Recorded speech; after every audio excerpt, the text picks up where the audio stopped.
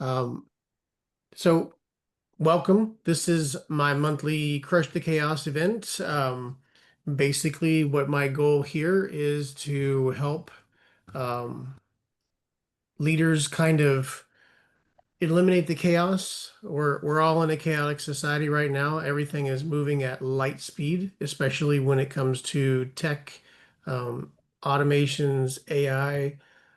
If you are deep into it, your mind is probably whirling every day. If you're not, you probably wonder what everybody's mentioning on the news about, what Elon's beef is with Sam and Sam's beef is with Microsoft and all this stuff. So hopefully this can clear up a few of the things that are automation and AI related. And what I've done is I've brought a few panelists together to help us go through what that looks like in their industries and with the people and businesses that they work with. Um, but first, I'll introduce myself. I am Philip Brown. I run an consulting company that helps corporations automate their business process, usually within the realm of project management. So basically, from the time a project is just an idea in the CEO or board's mind to the time that it's actually complete, whether that means it's a new building or a new product or something like that.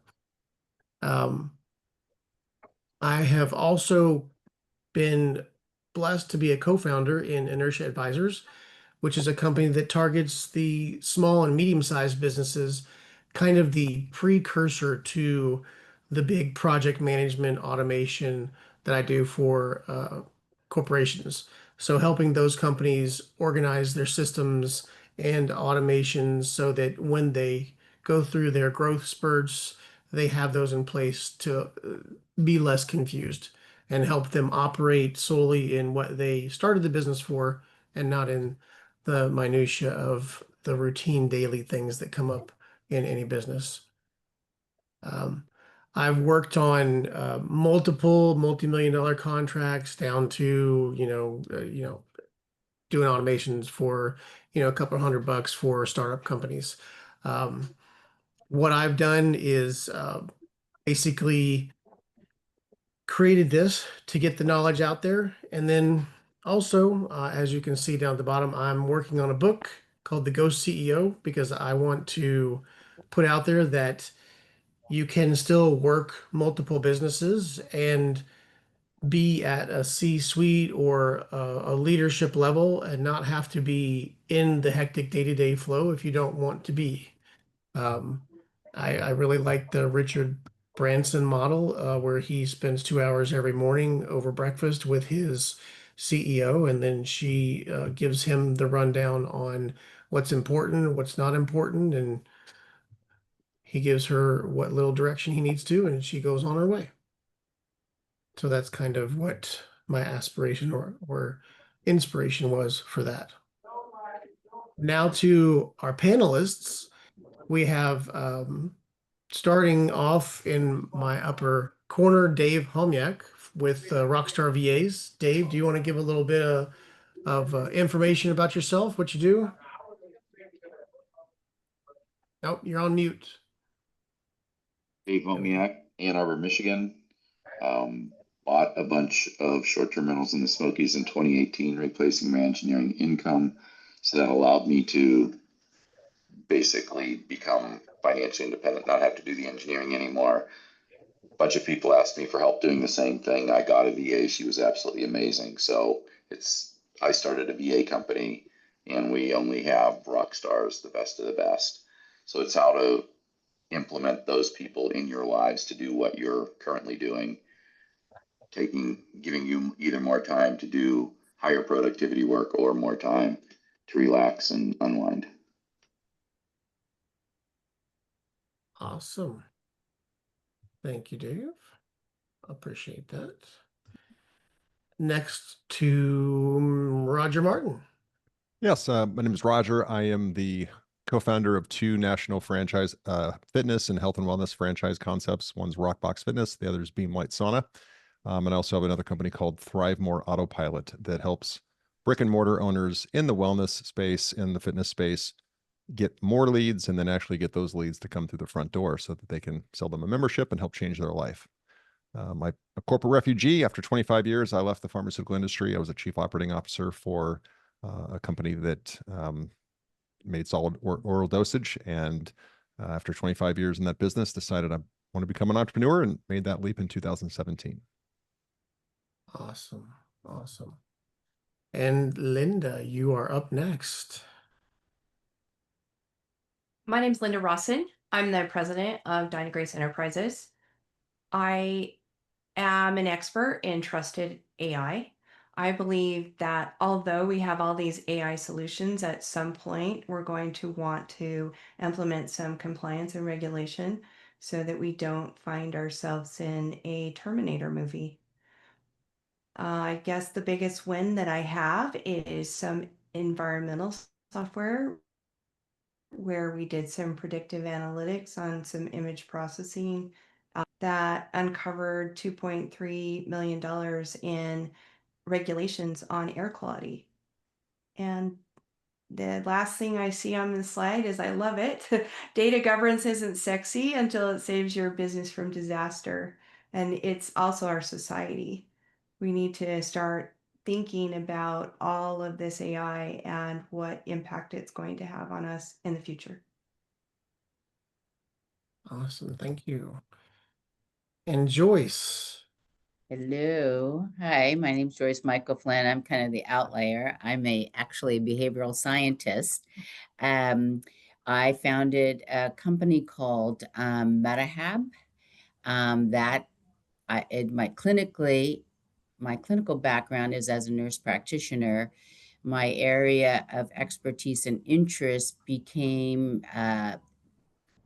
brought me forth in what I'm doing now, which is the notion of trauma-informed care.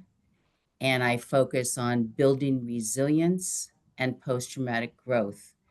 So I didn't like the name rehab or rehabilitation because it's way small and people blow by rehab all the time. So I created a word called metahabilitation, metahab for short. Meta, going above and beyond. Habilitation is restoration.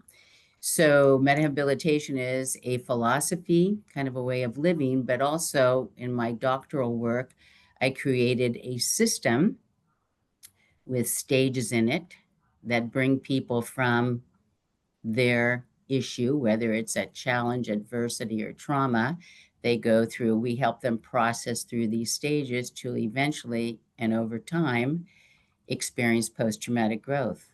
So basically, I help people focus on not what these things, these challenges, adversities, and traumas did to them, but our focus is more on what they can and do for them. So. Very nice. Thank you.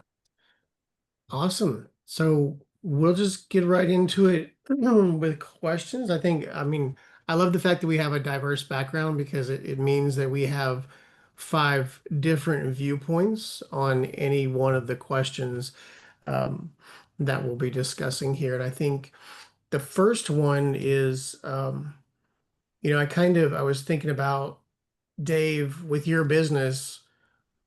When you bring somebody in when they're interested in VAs or taking that kind of work off of their plate and having a VA help them, what is kind of the first task that you see business owners or founders kind of peel off of their plate to have like the VAs work on? And is that usually something that, in your opinion, is best for the VAs to start with, or do you see them sending that to VAs and then having it automated afterwards? No, great question. One of the things that I recommend to any potential client is there's a program called Loom, Loom, and you'll go through your email differently than I will. You'll do bookkeeping, accounting, whatever differently than I will. And Loom's, I think, $13 a month. Basically, when you're doing things on your computer, you just record it. This is the way I go through my email. This is the way I do bookkeeping, this is the way I like to run other things. Everything that you're doing then is recorded. So the first thing would be get somebody with a ton of experience for a virtual assistant. And then the second thing is have them watch the videos. That saves you all the time of talking through it. Now, in my case, when I did that, I got somebody that had over 10 years experience, and she said, "What would you like me to do with the emails?" And I'm like, "Here's the video." And she's like, "What specifically?" And I said, "These three things." And she said, well, she's very gentle with me, right? So she's like, "We could do those three things, or we could do these 5 other things. But if you want to do those 3 things, that's fine." "No, I don't want to do those 3 things." So it's getting what you normally do and then having them actually almost coach you into, here's a better way to accomplish what you're trying to accomplish to free up your time. So it kind of helped you suss out exactly what you wanted that you didn't know you wanted. You didn't even realize this method was available. One of the other things that we do is we have a bi-weekly AI training to keep all of our VAs up to speed on the latest AI things. So there's a lot of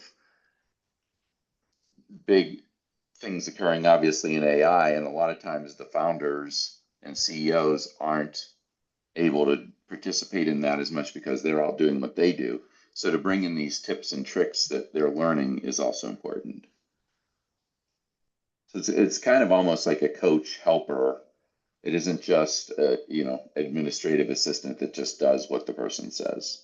That's what we find really elevates our clients and their happiness with our company. Okay, cool. On going back to the looms, do you ever use the loom SOP feature where you do the video and it creates an SOP off of the loom video? Yeah, that's a great feature. Yes, we do that. Okay. And out of curiosity, I don't know, Roger, if you've ever used that feature or not, but I know that you've done a lot of work with like playbooks and this SOPs and stuff like that. Tell me your thoughts on there's different softwares out there right now that are automating these SOPs from the videos and different sources. So what's your take on that? Yeah, we've used Loom, of course, great tool, especially if you want to do something on the fly. It's just a wonderful tool, and you don't have to worry about something being lost in translation. We actually use, and I have no affiliation with the company, but we use Trainial, and Trainial is just a more formalized way to track your SOPs, have a learning management system where you can ensure they've gone through it and the SOPs and have taken a quiz on it that they retain the information. So, I think the takeaway for any listener for this is, just as the previous guest said, it's not, you have to, if you do it, then document it and then delegate it, which I think is actually Trail's slogan, but it's perfect, right? Do it, document it, and delegate it. And without SOPs, I certainly couldn't have scaled 2 national franchises. And the company I'm most excited about, Thrive More Autopilot, is helping other non-franchise companies that need help, which means I have much less control over how they run their business. I shouldn't have control. It's their business. It's not a franchise, because we're helping a lot of independent business owners in the health and wellness space. And so that documentation process is most often not utilized or not even understood by the average small business owner. And then when they have turnover, which is inevitable, especially if you're in more of a retail setting or a service-based retail setting, yeah, you're going to have turnover, which means you start from scratch with that new hire. And that 20-year-old or 25-year-old or whatever, you're starting from square one. And when you have something like a Loom library or Trainial or whatever documentation system you choose, but it's documented and it's very, very thorough so that a third grader could read it and understand it, then you're not starting over from scratch, or at least you're not banging your head against the wall as the owner trying to constantly train people. You still need to be shoulder to shoulder, of course. But yeah, that's a long-winded way of saying pick a tool, but then stick with it and stick with it consistently. Yeah, I definitely agree on that one. I'm curious, if you don't have SOPs in place, it seems like that's where a lot of chaos can come into play when I know I ran into this myself, trying to figure out how to get the information in my head out so somebody else could learn how to do it or understand how to do it and follow that process. Um, was a big struggle with me just because what I was working with at the time was a highly technical software, which there was no formal training for. It was all kind of a learn as you go. Like you would try something out. Oh, that worked. Great. Oh, this didn't work. Not great. So once I learned that, trying to get that out of my head was an extremely difficult and confusing process. The the reason that I mentioned that is I know that Joyce, you work with a lot of people who are kind of in a leadership um, status, but kind of get burnt out. Tell me a little bit more about, do you see anything like this chaos around trying to figure out how to disseminate information come across in any of the talks you have with the leaders? Oh, you're on mute. Got it. Sorry about that. Yeah, I love making, even though I'm in the people behavioral health business, and really focus on health, wellness, and keeping people in their jobs and keeping with job satisfaction. I just love all the connections I'm seeing with everything that you're doing. So my background is really on leadership and the way I approach it with people. And I'm thinking about like, how do you organize this in your head to utilize it in an application setting? So I always look at leadership as it's such an inside job. So when I work with people and we look at this setting, whether I'm working with an organization, whether I'm working with individuals, we're working with secondary survivors like, first responders, police, clinicians, all that, I really like to have them look at themselves first. And one of the key things that I think helps people come to an idea about, well, what is it that I have to offer and how do I want to do this and where do I want to go, is to kind of look at some of the adversities and challenges that they've been through and how they've successfully moved through there and how did they do that? Because they can then bring that in to themselves as a part of the organization that they're working in, as a special, what I want to say, a special offering that they have. So I always start with the person first. And I love this idea of Loom, like going in there. And to me, as I said, I go in there and I have people start with themselves first. What do you have to offer? What are the gifts you have to bring? And then how are you moving that into the overall mission and vision of your organization, your company, yourself, your family, your unit in the hospital, all of that. So I think I love, real quick, I'll say, I think it was Dave mentioned this too. I love how you said something about how people realize certain things. And the thing I love the most about the work I do with individuals, organizations, or whatever is just the awareness.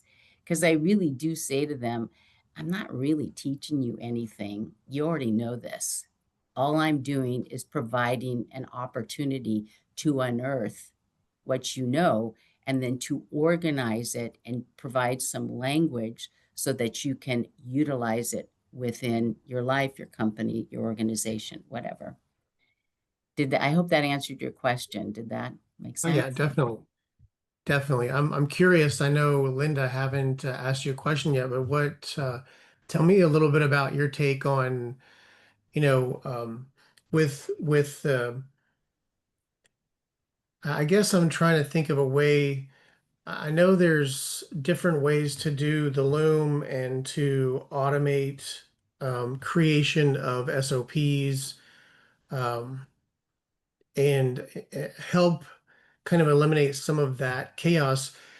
What would this look like in your realm of like the governance and um, kind of analytics side? Like it's to me, I'm thinking more like, you know, um, maybe a way for um,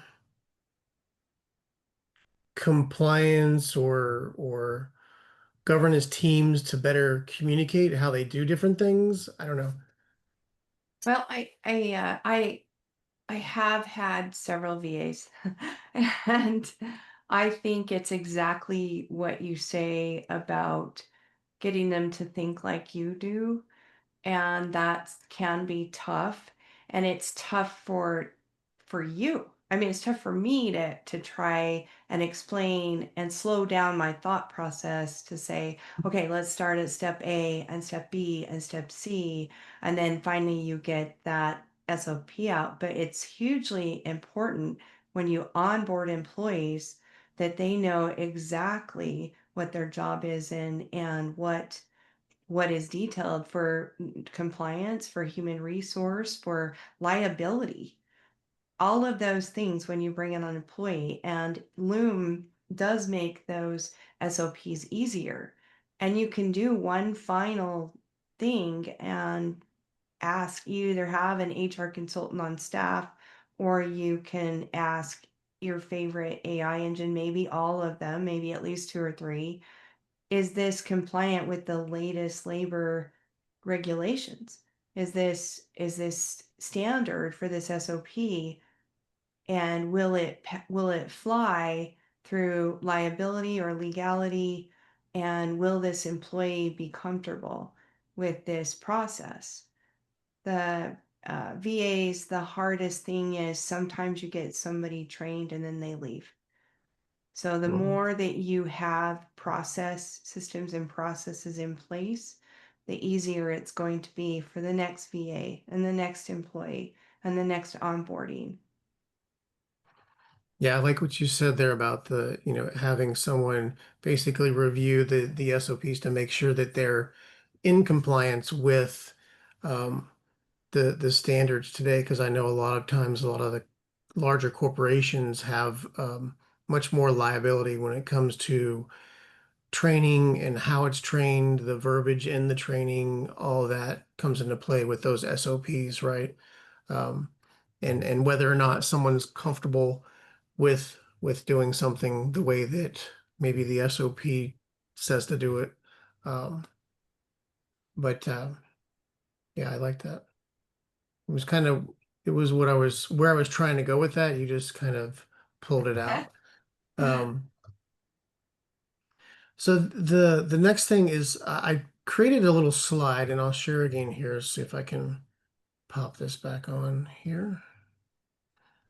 And I want to get everybody's take on this because it's something that I created and my thought was what does it look like when like the founders, the professionals get together with the VAs and they're also creating um, different automations, bots, if you will, inside of their organizations. Like, how does that all really mix together? And I came up with kind of this distribution flow. Like, you're going to be obviously VAs are humans too, but this just split it out into think of the human focus areas like the business owner, the founders, they're looking at like the creative problem solving, they're working on client relationships in most instances, making the strategic decisions and obviously the leadership aspect of it. Whereas then they can transfer over to the VAs the responsibility for oversight of some of the processes, quality control, exception handling, client communication. Um, a lot of that underneath a lot of those phrases is or would be things like you know, helping social media management campaigns or email campaigns or whatever reach out campaigns you're doing, as well as setting up this event. I have an assistant that helps me set up this event. She does a great job doing that. And then there's the bots, which they can take the information that you're getting, the data, right? And they can enter it in different places so that you don't have to enter it multiple times. They can extract or extrapolate different meanings from the data. Obviously, they can do the scheduling and the reminders in your calendars and your email reminders, generate reports for you, and send communications. We've automated our communications with this event by sending different things on different days saying, hey, don't forget to register, or don't forget the event starts in an hour. Those are things that we set up once and then kind of let go with the automation. I don't know if I would call that a bot, but it is an automation. And then, of course, what's not on here are things like we've all probably used to help us with kind of sussing out an idea, which is the chat GPTs or the Claudes or the Groks that help us figure out, okay, I have this idea. Let me hash it out a little bit. And let's, instead of having to go to 50 or 100 different searches on Google, let me just put it into ChatGPT or to Perplexity in research mode and see what that gives me. What is your take on um, kind of this chart, and is it what you would think um, is it something that's viable to you, like what you would kind of envision? I'll just let any one of you start. Dave, looks like you're going to say something. I am going to say something, and I want to let your audience know this is the most crucial tip out of all this stuff, whether, mixing in the AI, everything. And it addresses one of Linda's concerns, which is very legitimate, is the turnover of VAs. So it's really easy to stop that turnover. You overpay them, right? And my company overpays them. That's how we get the best of the best. And overpaying somebody is not that expensive when they're from a different country where they're having a lower. So this is absolutely not the place to try to save money. This is the place where you say, I'm going to pay this person an extra $1 an hour. It makes all the difference in the world to them. We've placed over 200 VAs in the last 3 years. We've had 2 quit. Nobody quits. Everybody shows up on time. If you're trying to pay market or under, they're already looking for their next job when they're starting to work for you. And so that is absolutely, if you want the best person, you want to train them once and you want them to be loyal to you for years. So I just wanted to point that out when, when people are making virtual assistant decisions and they see you can get somebody for $6 an hour.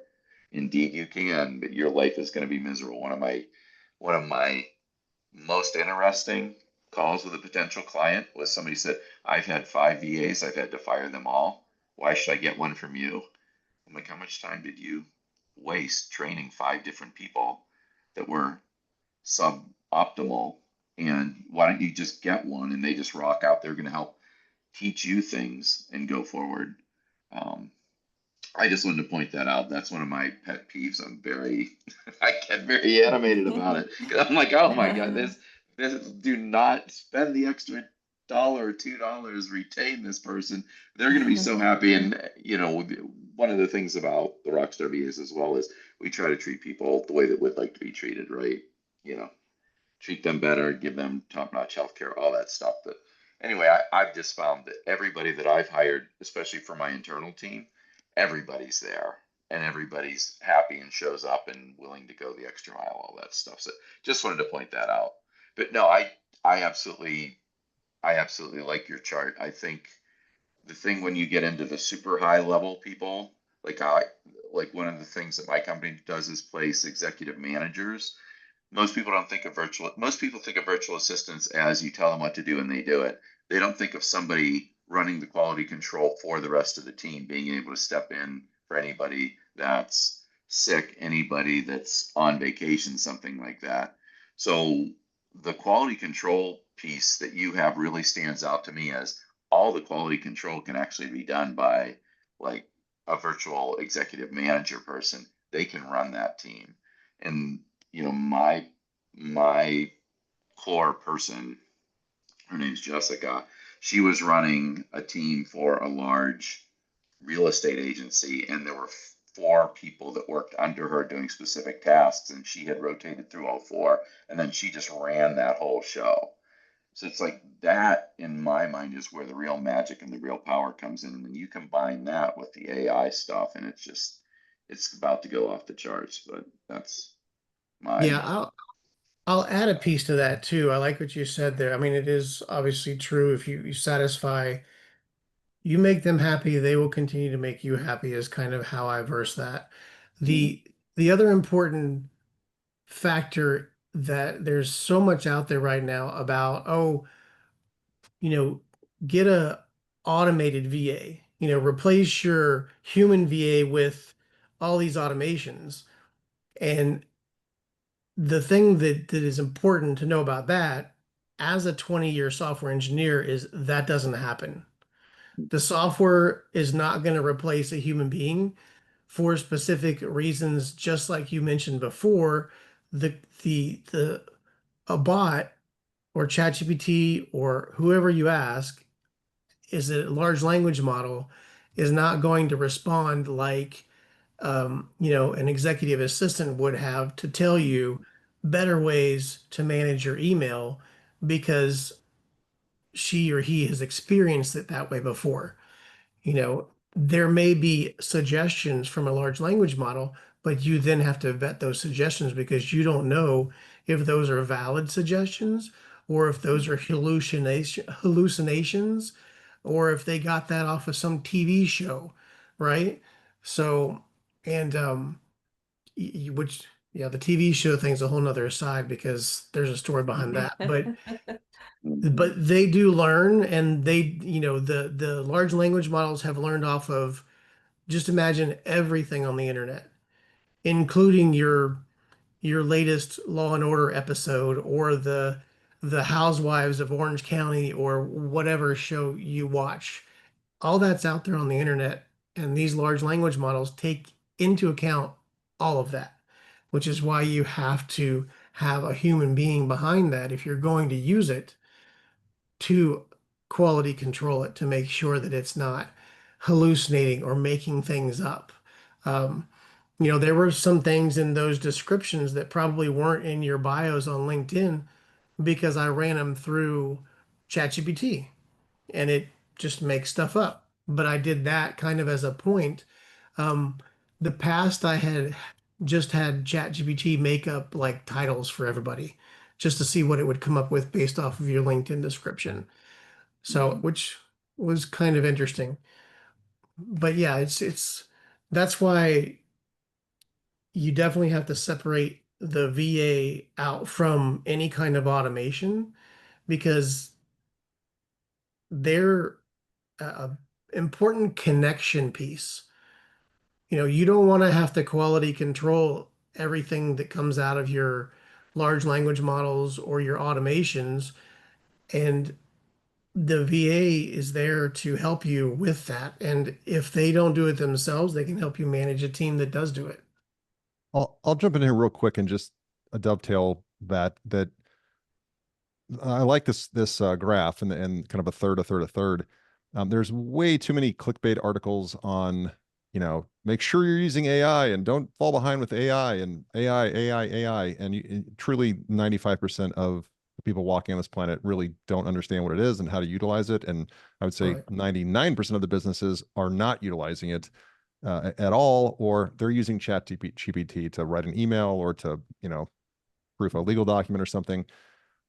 But I can speak with somewhat authority on this. Is that I mentioned this before? Thrive-More Autopilot. We create leads, we generate leads through advertising, and then we get those leads to book and then to show at a brick and mortar physical location. And we found that, and trust me, I'd love to do it all with AI. Love, so cheap, but it doesn't work. I'd love to be able to pay just offshore VAs to do it, much less expensive. But we found that you need a mix of all three of these.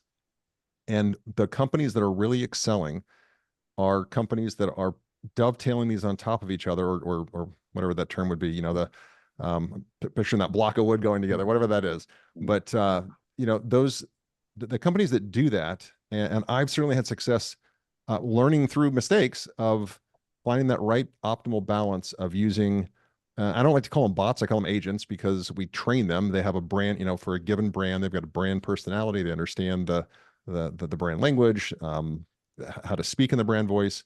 And that agent is complementary to a human being, then stepping in at the right point to actually make a sale, to to actually make a real human-to-human introduction. But if you had humans doing all of that, I've tried that too. That's crazy expensive. If you try to have agents or bots, as you call them, or even automations do all that, it's not very effective. You have to have all three of these. And the companies that are really going to, the regular companies, when I mean the non-Silicon Valley two guys with a computer, they're going to be billionaires because they've created some amazing product. But the rest of us that actually run a regular business, if you can call it that, that will succeed and will beat the competition as we put all three of these together in a seamless fashion to the client, to the customer. The customer doesn't need to know what's behind the curtain. It just needs to feel like it's absolutely seamless, and that the play, act 1, 2, and 3 go off without hitch.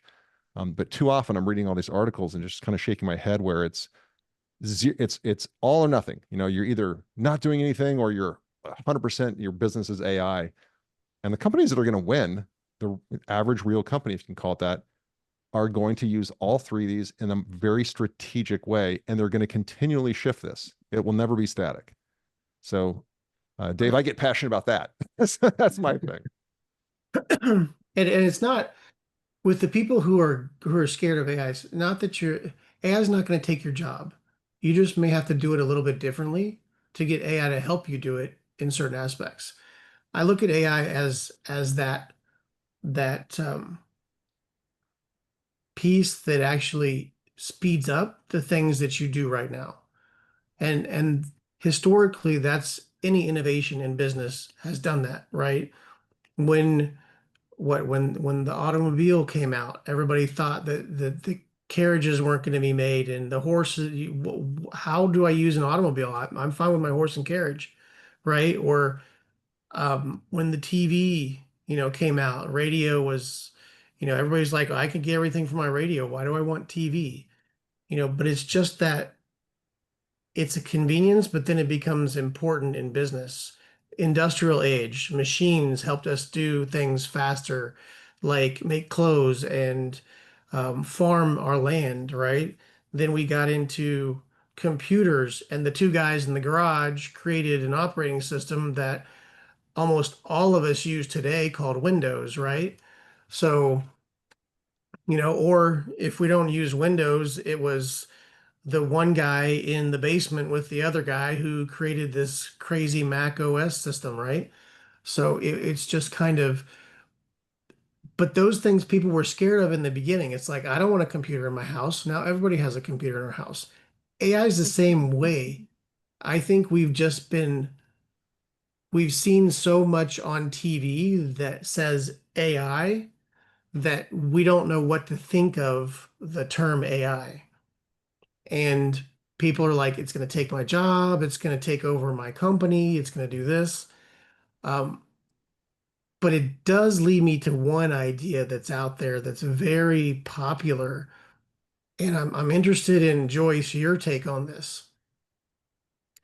There is a concept out there that's been pushed by like Sam Altman and some others that AI is going to enable the first one-person billion-dollar company. So piggybacking off of what Roger said about agents, and them having specific responsibilities, I'm curious to your thought. If we are ever able to make a company that is one person with the rest of the hierarchy as agents, what ramifications do you think that would have on the one person running that company that is a human being? I'm kind of feeling like I'm a little off my lane answering that question, but I'm gonna go at it. But I do want to follow before I get to that, and I want to follow up with some of the things that were already said. In my, you can tell I'm older, right? So I'm like a little bit more old school as we go into this, and I want to integrate these things into the work I do and what I can do, but I'm still of the ilk that it is that personal relationship that you have with somebody. And as Dave mentioned, the pay thing, 100%.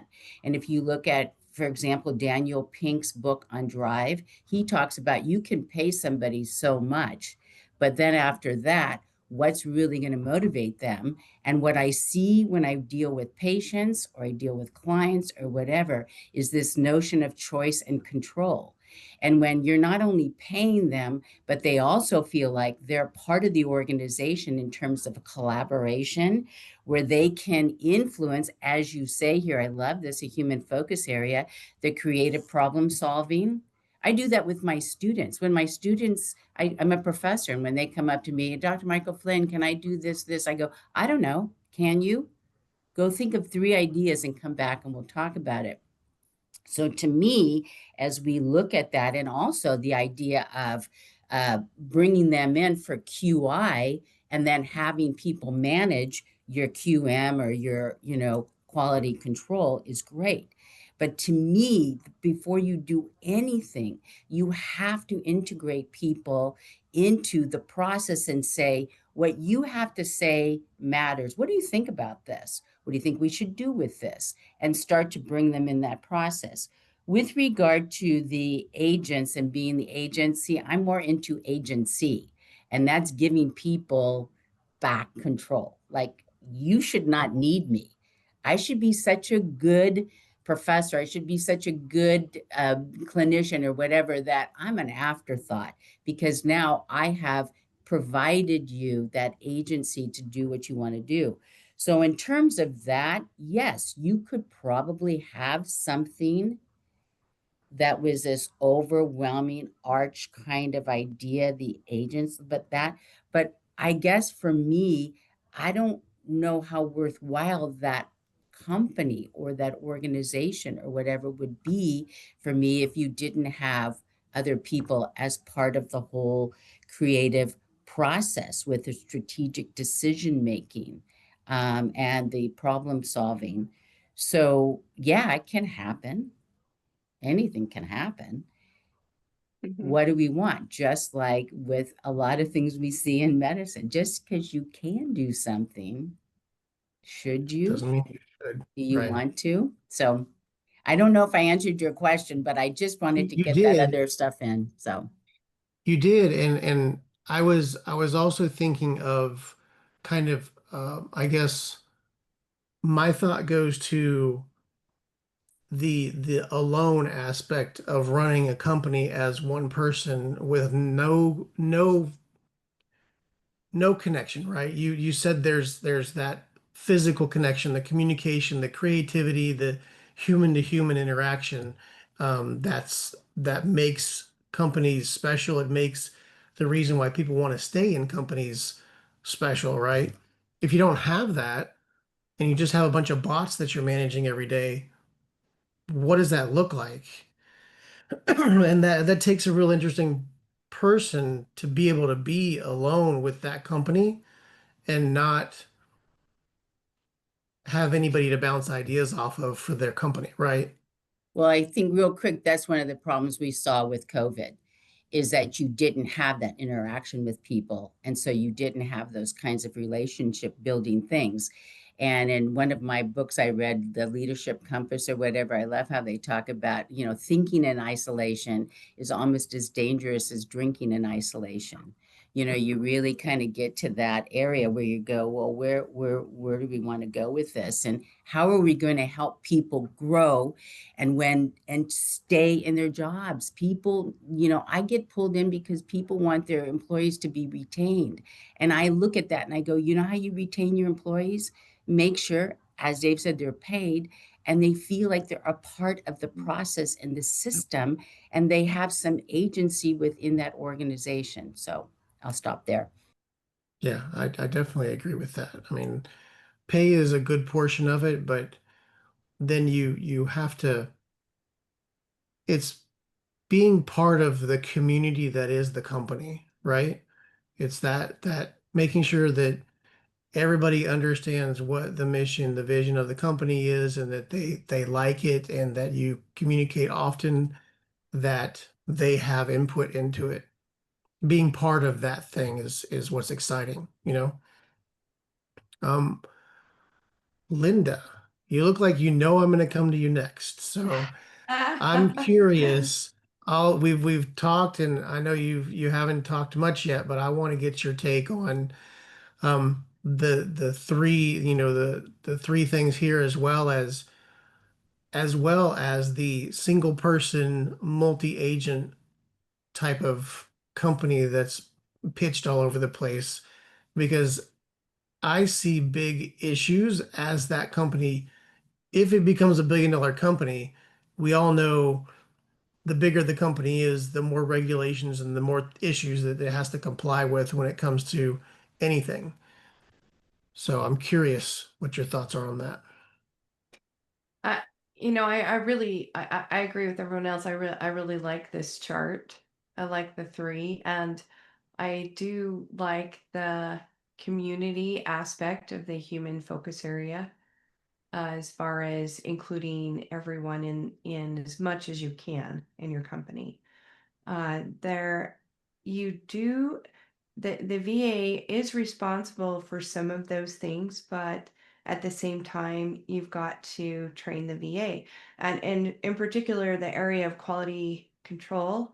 If the VA has followed all of their rules and their instructions, and they said, "Yea, verily, this is sound, this is quality, and it's going to go out the door," and problem is found, and how do you integrate that back into the VA training to be able to catch it the next time?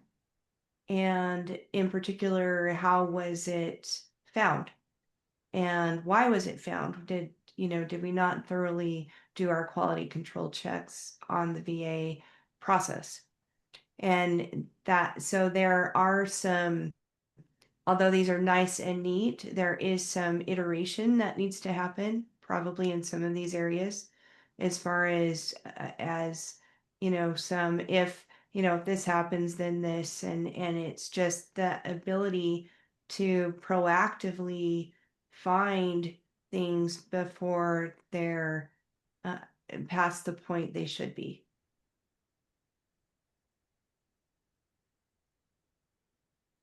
I like that. Are there any other comments on the three circles? I'm trying to remember. There we go. So I'm interested in the SOP master's take on this for the next slide. So I kind of went into so we got into the communication aspect, which usually these discussions lead into something about human communications, which Is this is as curious. part, is this a slide? The text is super small. Like, Right. The text is small. I'll read it off. okay.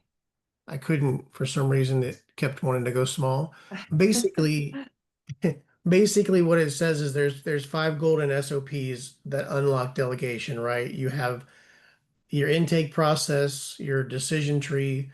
So your intake process is standardizing how you process requests to enter your system. A lot of companies create forms, um, things like that. You have a decision tree, which is mapping every scenario that fits into which direction something can go. You have your quality standards. What's good quality? What's bad quality? How do you check for it? You have your escalation protocols. Okay, well, if it's not the right quality, now what do I do? And then the audit trail. So if somebody doesn't believe that you did the right thing, they can go back and they can look, okay, here's the decisions that were made at these levels. I agree with them. Audits don't come into big play with, I guess they do, but they're not as emphasized in smaller companies as they are in corporate America. But corporations do most everything based on, if we got audited, would this be acceptable? So, so that's where that comes into play. Sorry. So I just kind of put this together as kind of like the backbone of reliable operations. Based on our conversations, though, I'm not sure that, as usual, my slides go one direction and I seem to always take the conversation in a completely different direction. So it's kind of that one of the things that I'm still fine tuning in these calls, because the thing that I really wanted to go into here, which I should have made, excuse me, slides on, but is we all talked a little bit about the communications, when we go back to this slide, there's a communications process. And the importance seems to be there, and that's the reason why I brought up the single founder, all agent business. In today's day and age, and with what we went through in 2020, 2021, and 2022 a little bit, we figured out that either we like to be alone or we don't like to be alone. We figured out we can do everything from home if we have to. We figured out whether we like to be around our family all the time or don't like to be around our family all the time. Um, and and we also figured out like how important it was maybe for us to go to in-person events, to go out to eat somewhere where we can socialize with other people outside of our own households. And we created ways to do that through Zoom, through different other ways to communicate online. Um, I think Zoom had a great thing before COVID and just kind of skyrocketed once COVID came out. Shortly after, Microsoft followed with Teams, and I think there was WebEx that was in there too, and a couple other different suppliers or vendors. But with AI becoming more prevalent and everybody wanting to do everything on AI, how important do you think it is to still go out and do all these um, like in-person communications? Do you see AI and automations reducing that or making it so that owners, business professionals can do more of the in-person communications? Because I kind of look at it both ways. For me, I see it as giving me the ability to go do more events or to go do more in-person things while my automations run the pieces that I may not have wanted to leave. Um, Also, I have a wonderful VA. She can do a lot for me as well while I'm not behind my computer. So what are your thoughts on that? We'll go with Roger. I'm not sure if I completely understood your question. I want to make sure I answer correctly. So just So rephrase. diving into like the human communications aspect with there's two sides when you look at automations, right? Um, they enable us to remove ourselves from the driver's seat and go do more things in person, like attend more events to maybe grow the business, or uh, do more things with the family. Um, or there's the opposite side where maybe it hinders us. Yeah. Well, I think any automations and SOPs, systems, like, right? Systems run businesses and people run systems. And I think what you're kind of speaking to is that concept of buying your time back, whether you do it through a VA, you do it through hiring people underneath you, or you do it through automations or AI or agents. I always, I don't want to sound pessimistic by any means. I'm a pretty optimistic guy, but I would say that I hear that a lot. Buy your time back, and I freed up 15 hours of my time every week. Cool. And so where are you investing that 15 hours? Too many people, will scroll with those 15 hours. They'll doom scroll or they're watching Netflix. And maybe, hey, there's nothing wrong with numbing out. I'm a big Brene Brown fan, and she's like, hey, just pick your thing, make sure it's not too destructive, and go ahead and do that every so often so that you can recharge.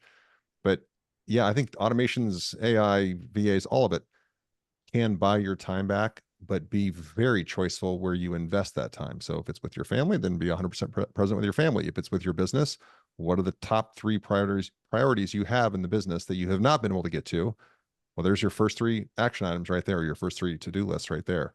And just too often, I seem to watch people who, quote unquote, buy their time back, not invest that time they just bought back, like they would their next dollar into the stock market or the real estate market or wherever it may be. Yeah. Yeah. Buy back 20 hours a week and spend it binging Netflix is maybe a good thing for the first week, but Sure. not for the remaining 51 of the year, right? Yep. Yep. Anybody else want to take that? What about Dr. Joyce? Yeah, that's a great question, because I think about that even with my students and try to make things efficient for them so they can have that time that they can spend on, seeking knowledge and those types of things. But I think absolutely, I don't want to be here and tell you that I don't think automation is an important thing and it's a useful tool. No question about that, because it does allow you to have that time. But again, that swings back to the whole idea I have about personal knowledge in leadership is, again, to look at, well, what are my goals and objectives? If I do release this time, what is it I want to do with that? Maybe I want to really focus more on my own wellness. Maybe I have that automation so I can go out in the morning and do that walk or that run or walk with a group of people or whatever and have that time. Maybe it'll allow me time to, integrate more spirituality into my life or whatever. There's lots of amazing things you can do, but I think it really goes back to the notion of if you are giving yourself that time, and that is a gift you are giving yourself, you get to choose, you get to take control and choose what you want to do with that. And over time, I think you're smart enough that you'll figure that out. The other thing I love about that is if you understand that automation and the gift you give of that time, and you understand that for yourself, that's a gift you give to others. And you can say, I'm going to release you of this duty because this is being taken care of and you have this time. And what do you want to do with that? And ask them, what do you want to do with that time? Why? Why is that? So it's really fun to me to look at that in a way that's very, very generative in terms of personal and professional growth and well-being. So Yeah, I like that. It's kind of like what would you do with an extra 20 hours a week? You know? On the slide that had Oh, the unlock delegation piece on it, mhm. that did bring out a story I wanted to tell. Just again on the VA side, dealing with a client. A client got a full-time virtual assistant. Came to me and said, I'm only using this person 5 or 6 hours a day. What should I do? And I said, you should talk to our performance maximization expert. And his name's Norman. And basically, at the end of 2 half-hour sessions with Norman, Norman has run a team of 50 VAs and for years, and basically educated our client on exactly what all the VA could do. And the end result was he actually needed to hire a second person. So a lot of the unlocking the delegation is many people, myself included, don't even think through this is exactly what I could delegate, or this is exactly the work that could get done. So I think that's where it gets really interesting is, one of the things I've heard to put into Chat GPT, Grok, whatever, is what am I missing? This is my plan. What am I missing? Or how would I be able to do this easier, faster, or whatever? So I just want to throw that out there. Yeah, I think with that, what you just said actually it makes me think of my assistant and how I didn't even think of the different social media aspects to, like, for instance, advertise this event. Mhm. And that's not something that I would have even thought to ask what's missing to ChatGPT, right? So there's that human aspect where she picked up on something that could be done and ran with it and did it, and that's what made it much more valuable to me to have her doing that for me. So it's kind of there's twists and turns where I don't know, I kind of equate it to if you don't know to ask, then you won't ever ask. And if you don't ask the right question, you may not get the right answer, right? So there's different ways to look at that. But do you, Linda, do you have anything? I do believe that people are meeting more in person than they have for a long time. So if you can automate part of your business so you can get out there and do, personal business development, I think you'll develop those relationships. And we all know that businesses are built on relationships, and they would prefer to talk to a person rather than a computer. Yeah, I love that. I I just thought of something that a couple friends, colleagues of mine have told me about. I guess there's an initiative right now to go back to the office instead of working from home. And a lot of people are mixed thoughts on um, having being forced to go back into the office as opposed to working from home because some people manage their time well at home. Other people don't manage their time well at home when they're doing work.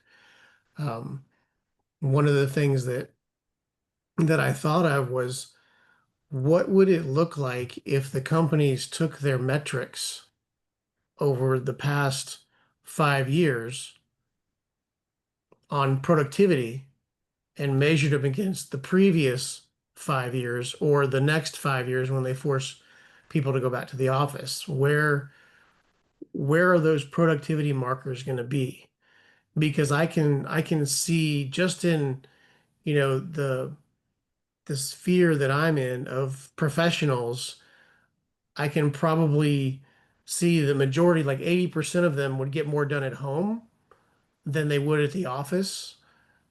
But there's the 20% that are too, they get too distracted easily, so they don't do the focused work at home.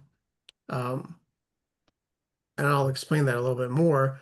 I used to call it cubicle speak before COVID. I would pitch this to my clients.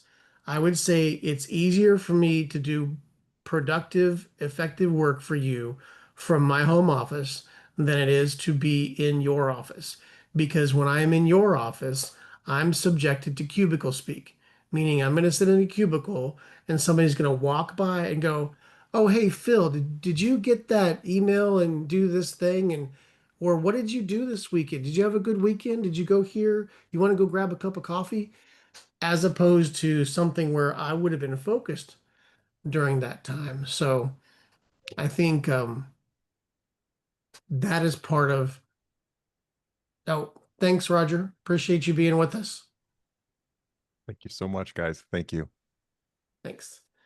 So I was and I don't know where this fits into automation, but I know part of what corporations are realizing right now is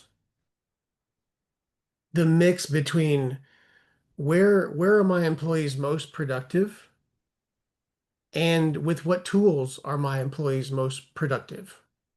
Because one of the introductions with automation and AI is in the software sphere is Copilot or Claude Code that helps people who already code, the software developers, assist them in coding faster, cleaner code, documented code. So it's also helping people create documentation faster. We talked about this a little bit earlier, Linda, with documentation creation for governance and stuff like that. Like if somebody could, if you could provide an outline for, governance policies and then ask Perplexity to go do deep research and find out exactly what the rules and regulations are for those things. That's one piece of software that I would 80% trust coming back with the right answers most of the time. But the cool thing about that is it gives you the sources so you can go check them, which allows you to do it in less time because you don't have to go find the sources.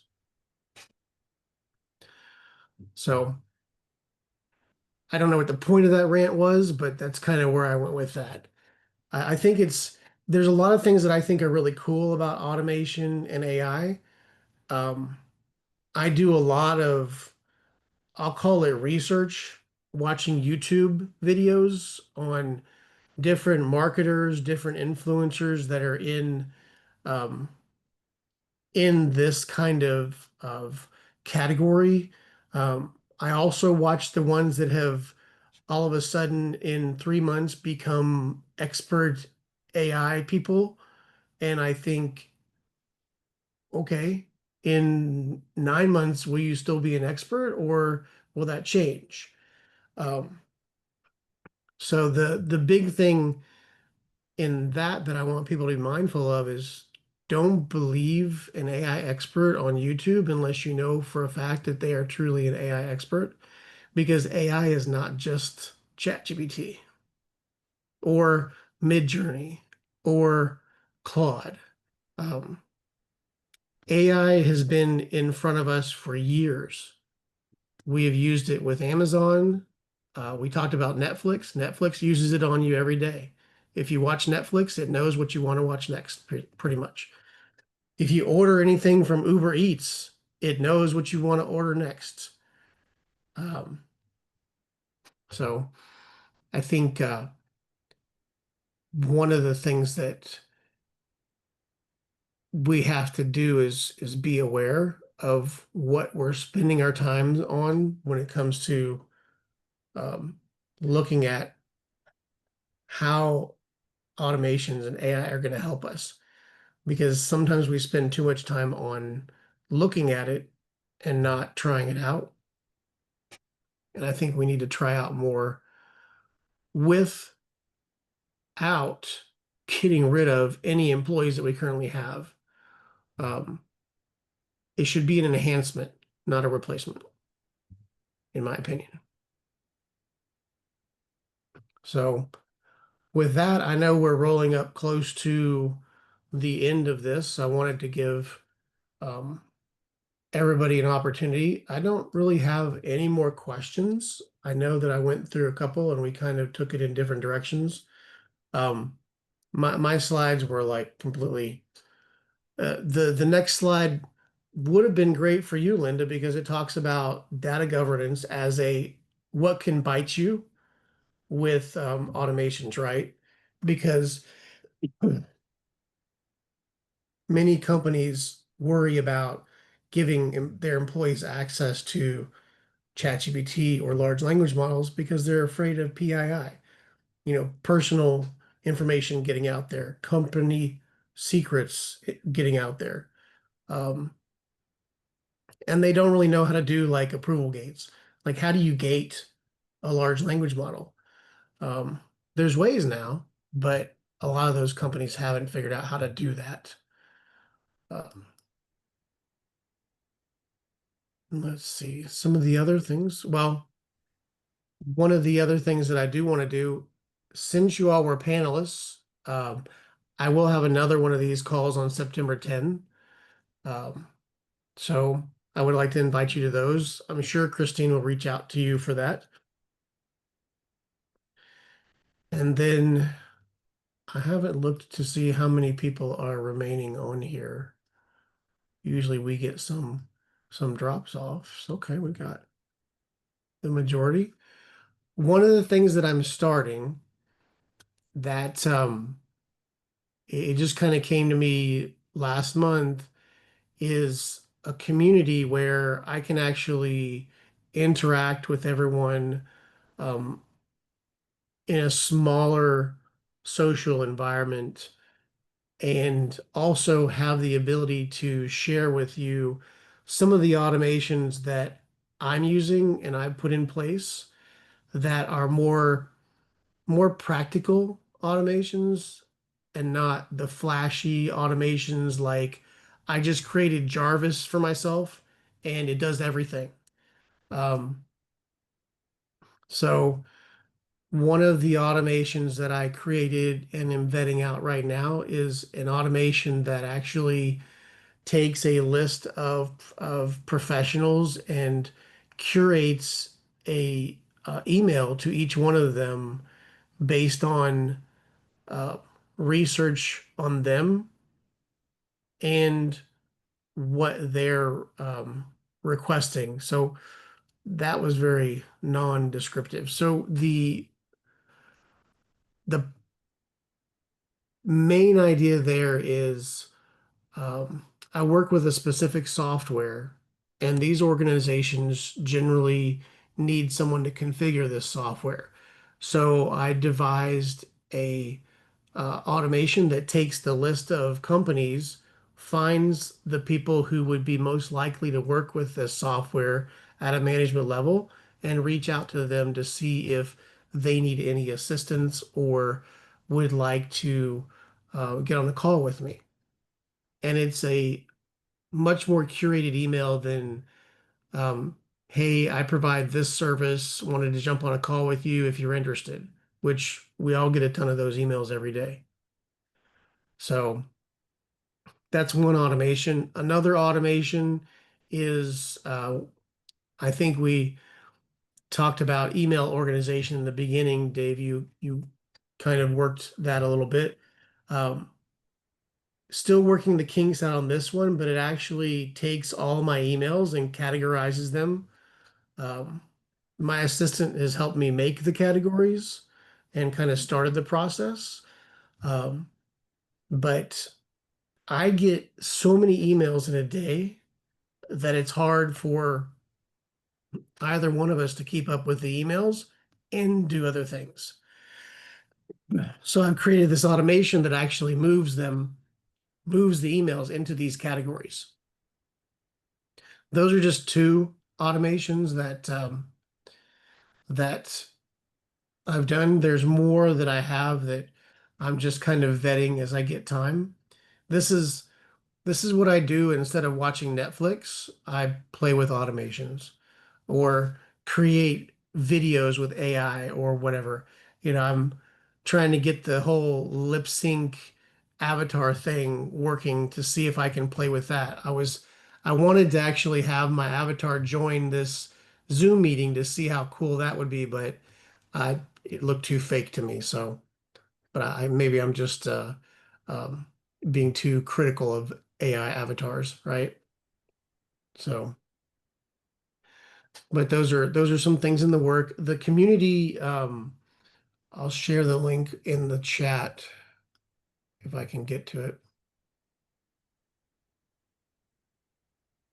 It's actually through my the company that I'm 1/3 founder in. So it's called Inertia Advisors. And let's see, I am going to roll it in the chat. Looks like Christine has already put a few things in the chat, but I will send that. So it's called Inertia Alliance, and the company is Inertia Advisors.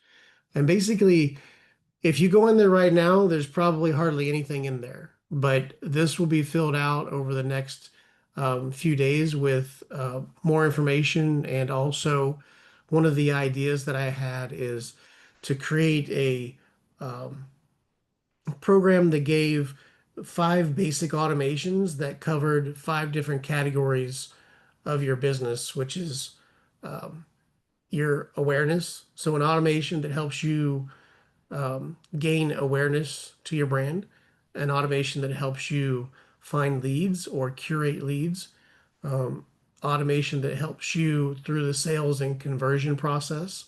So kind of helps you do the research so that you can more easily sell somebody into whatever product or service that you're providing, and also fulfillment, helping you deliver on the service that you provide, follow up, customer service, things like that, as well as the fifth one would be retention, to create a cyclical process so that those people who have been your customers want to continue to buy from you through an escalation into a bigger, better service or a repeat service. So those are the things that I'm going to put in this 30 days to your first automation process. And there'll be videos and automations. Of course, we don't do the tactical part of installing them, but everything's there to do that. I see Christine also put in the chat the LinkedIn to all of our participants. So if you would like to continue the conversation, reach out. And my participants are amazing individuals and have a wealth of knowledge in their expertise. So hopefully we will continue to converse in other areas and maybe on a future event. With that, I will say thank you for attending. Do you all have anything you want to say before we go? Well, I'll just say something really quick. Thank you for letting me be on this panel, because I learned a ton, and I always love to recognize again, there are things that I don't know. And there are some things with automation that I don't know, and I'm continuing to try to understand how that can again make things more efficient for me, but also to be best of service and a personal basis as well. So I loved your slide about that human part. I love Dave's comments and Linda's comments, and I want you to know I learned a lot. So thank you for sharing that. Thank you. Thank you for being here. Yeah, Dave, thank Linda, you for thank you for the opportunity. This has been really interesting and fun. thank you for joining twice. Yeah, agreed. Appreciate you asking all of us to come, and glad I showed up and got a lot of knowledge from the other panelists. Thanks. Awesome. Thanks, Dave. Appreciate you being here. All right. With that, Gary, Elizabeth, the rock star VAs that I see on here, Yolanda, thank you for joining. And I'll talk to you guys next month. Thanks.